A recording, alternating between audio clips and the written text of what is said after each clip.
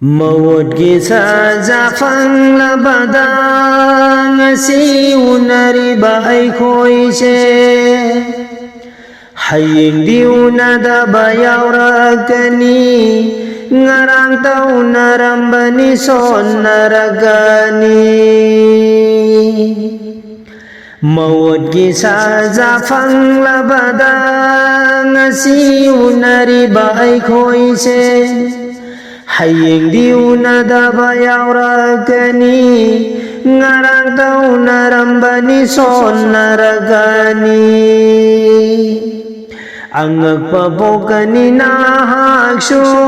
mawad kisa sa panglabada ang nagpabokani na haksyo mawad kisa sa panglabada Hingbagi matam khangde da thawai kadai da thokini mawad kadai da oigani akibala nang bumanghan gani Hingbagi matam khangde da thawai kadai da thokini Mawad kadai da oigani akibala nang bumanghan gani Mabugi maming chalabadi mafam khuding kiroida Mabugi maming chalabadi mafam khuding bukira roida ang nagpapogani na haksyo mawad kisa sa panglabada ang nagpapogani na haksyo mawad kisa sa panglabada amukti halani khang labaso sining baga na sulay tabani Punsige dua tauri bani nang bupunsi sangan birabada Amukti halani khang labaso sining baga na sulay tabani Punsige dua tauri bani nang bupunsi sangan birabada Mabudi nang nakauri bara sajamadi panglugani Mabudi nang nakauri bara sajamadi panglugani da ang nagpapogani na haksyo mawad kisa sa panglabada ang nagpapogani na haksyo mawad kisa sa panglabada miwa mi thau yaw ruganu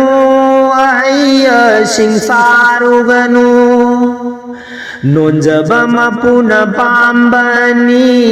mingchat ki ibadat ngawganu Miwa mi thau yaw ruganu ay sing saruganu nonjaba mapuna pambani mingchat ki ibadat ngawganu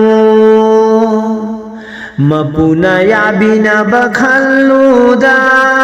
mafam khuding kiraroy Mapuna yabina bakhaluda shazamadi panglugani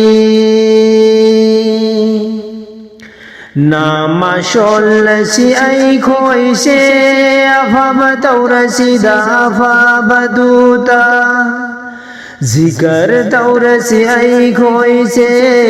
thamoy ki saitan bumangalasi Nama sholasi ay ko'y se afabataurasi da afabaduda Zikar taurasi ay ko'y se thamoy ki saitan bumangalasi Mapugi lana doi dana ba Jannat ki lambi oina ba Mapugi lana doi dana ba Jannat ki lambi oina na ba Thamoida saitan bu mangalasi Zikar taurasi ai khoi se Namaz solasi ai khoi se Thamoy gi saitan bu mangalasi Mawat ki saja phang labada Ngasi unari ba ai khoi se Hayik di unada ba yaurakani Ngarang tau narambani son narakani Angak papogani naksu Mawat ki saja phang labada Angak papogani naksu